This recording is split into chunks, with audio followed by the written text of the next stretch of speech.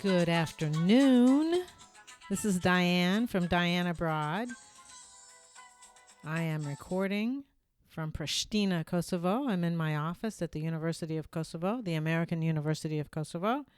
And it's a Friday after Thanksgiving. Happy Thanksgiving. I hope you had a wonderful Thanksgiving. I hope you ate too much and drank too much water and wine, and now you're watching the football game perhaps, or the Macy's parade. It's about 50 degrees here in Pristina, Kosovo. It's sunny, beautiful day.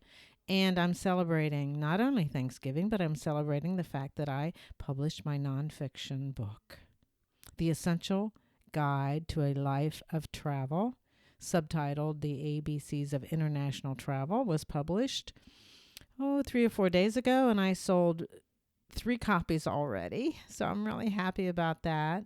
It's a book that developed, sort of emerged over the past 2 years with my solo travel. My friends and colleagues and acquaintances ask me all kinds of questions about my traveling through 30 countries, questions about lodging, flights, insurance, car rental, travel apps, hostels, all kinds of things, and how to keep connected, how to stay connected with family and friends back home, what kind of credit cards, and so on. So this book that I wrote is a very, very comprehensive guide to traveling outside the United States. What is more about this book, more interesting, beyond the interesting facts, figures, and recommendations, what is more interesting is the additional information I put in the book. I've written about 10 or 12 vignettes, little stories of my experiences that I've had through these 30 countries. And the not so good stories, the good stories, and the interesting stories about where I've been, people I've met, experiences I've had, the good, bad, and the not so good. So today, I want to read from you the vignette entitled Fez, Morocco. Fez, Morocco. So, just to let you know, when I left the United States 2 years ago, I landed first in Madeira Island, Portugal, and I was in that island for a few weeks, and then I went to Lisbon, Portugal, and then I got a text from a friend, Ruth Ann Ott, in St. Petersburg, Florida, and she said that she has relatives that are in Malaga, Spain, and they were taking a tour of Morocco, and did I want to go with them? Well, it was a nanosecond, and I said, absolutely. So, first I continued on my journey from Lisbon to Barcelona. I was supposed to be in Barcelona for 2 weeks. I cut it short just for 1 week, and I took the train all the way down to Malaga. And I met friends of friends. Now, as a solo traveler, female, in those 2 years ago, I would not have gone to Morocco on my own, alone, a solo female traveler. I wouldn't feel safe. I wouldn't feel comfortable in that country. It was obviously totally foreign to me. So this opportunity to go on a tour was fantastic. And, I'm really not crazy about tours. It's not my cup of tea, because I'm really interested in getting into the country, into the region, into the small communities, meeting the locals, sitting down, sharing a drink, sharing a meal, sharing stories about our families. And tours often don't do that. So this was a great opportunity, however. 7-day tour of Morocco with friends of friends in a country that I wouldn't go alone then. I may go now, but I wouldn't have then. I may go now that I've been through Morocco first. I know what to expect. But this is my vignette entitled Fez, Morocco. It was 9 a.m. and we were all in the lobby ready to board the bus to tour Fez for the day. Doreen and Shirley from the Philly area, my friends of friends, had invited me via Facebook to join them on a 7-day tour of Morocco. I was ecstatic. I shortened my 2 weeks in Barcelona by 1 week to meet them for the first time in Malaga. We met that night, and then the next morning we boarded a ferry to Tangier for a quick half-day bus tour, and then we arrived in Fez. When we were in Fez, we picked up Marta and Sylvia, two well-traveled, smart, successful young women from Lisbon, Portugal, who spoke beautiful English, of course. Our driver and our tour guide, Jahil, helped us into the van, and just at the last moment, an attractive, dark woman with black eyes, beautifully rimmed, with just the right amount of black eyeliner. She had full, pale lips, a lovely smile. She gracefully entered the bus. She wore black boots, tights, and a Logan green winter coat cinched at her narrow waist. The hood of the coat surrounded her dark brown hair.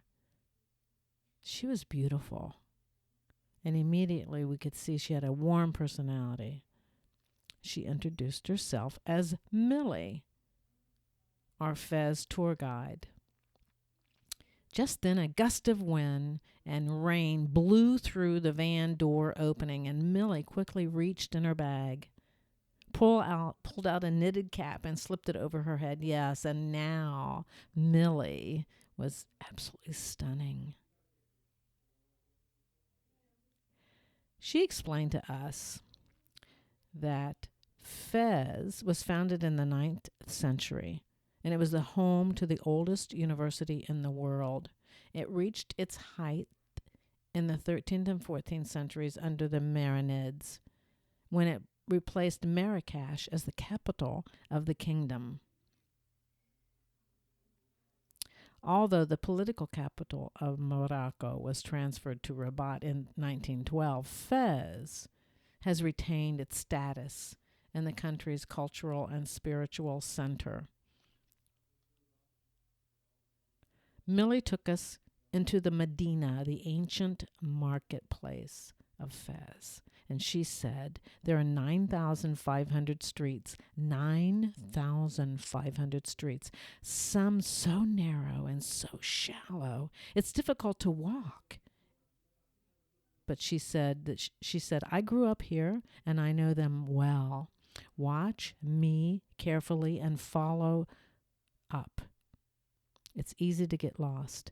She said, stay close to me at all times. Well, we tagged along like dutiful children while she shared little-known information about this wonderful place. We were mesmerized by the smell of spices, honey, cigarettes, and leather. We tasted the spices and we rubbed concoctions on our hands and faces. And the motorbikes attached to small truck beds careened through the streets, popping exhaust and demanding their space in the marketplace. We had to turn sideways to walk through narrow streets, some streets less than 18 inches wide. But we were curious. We all were curious about Millie and her life here in this third world country that had little respect for women. She explained that she had married in a civil ceremony just 3 months prior. And she had been confident that while they were dating that her husband-to-be was a good match for her. But since they had been married 3 months prior, she was no longer permitted to visit her family, and she was no longer permitted to travel. Her husband had tricked her. He had tricked her into believing he would be supportive of her work and of her travels. More than that, her husband's family didn't want her to leave the area or visit her own family because they thought her family would give her money, and then she would leave her husband their son. Yet, the official ceremony religious marriage ceremony would occur in 6 weeks. And so in theory, she wasn't actually married. So I asked why she would continue. Why would she continue and get married? And couldn't she just not go to the religious ceremony and just not marry him? Well, she explained she was the oldest of 9 children, and all of her younger sisters were married. Her mother wanted her to marry. Millie wanted to please her mother, and she wanted to ensure that her family no longer had to be ashamed that their oldest daughter was not married. Yes, Millie would go ahead with the ceremony. Well, all of us were saddened by this news about our tour guide, who in a few short hours had become our Millie. She was our Millie, and we loved her. And so we discussed all kinds of angles. We tried to encourage her to leave, to help her get away. We wanted to give her the money to escape. We wanted to take her away with us that day. Come with us. We will help you escape.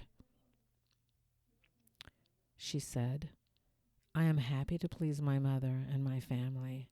I have shamed them, and I must do the right thing for them. Don't worry, I am fine. This was the way it was for Millie. The tour was to end at 2:30 that afternoon, but we asked Millie to continue with us throughout the afternoon, and she agreed. The rain continued. The wind was brutal. Our feet got cold and wet, and the water seeped through our clothes. We shivered in the damp cold. But we didn't complain. How could we complain? Our physical discomfort paled when we were with our lovely Millie. We all knew without saying it. Millie would lead an extremely difficult life, a life she chose for herself, for the sake of her family. It was at 5:30 that we said goodbye with hugs and kisses and very generous tips. Millie knew how much we appreciated her work, and she knew our hearts broke for her. Obviously, all 5 of us learned much more about Medina, Fez, and Morocco that day. We learned about Millie and her life. That's one vignette that I included in the book. Didn't talk much about Fez or Morocco because the story was really about Millie and the culture that she was living, the life she was living due to her culture. So that's one of the vignettes in this book, The Essential Guide to a Life of Travel, the ABCs of International Travel. Thank you for listening. I hope you think about buying the book, or at least checking out my website to see pictures. I don't have any pictures of Millie, but I have pictures of Morocco, and I look forward to going back there someday. So this is Diann from Diann Abroad, wishing you a happy Thanksgiving and happy travels, and I look forward to seeing you next time on the podcast.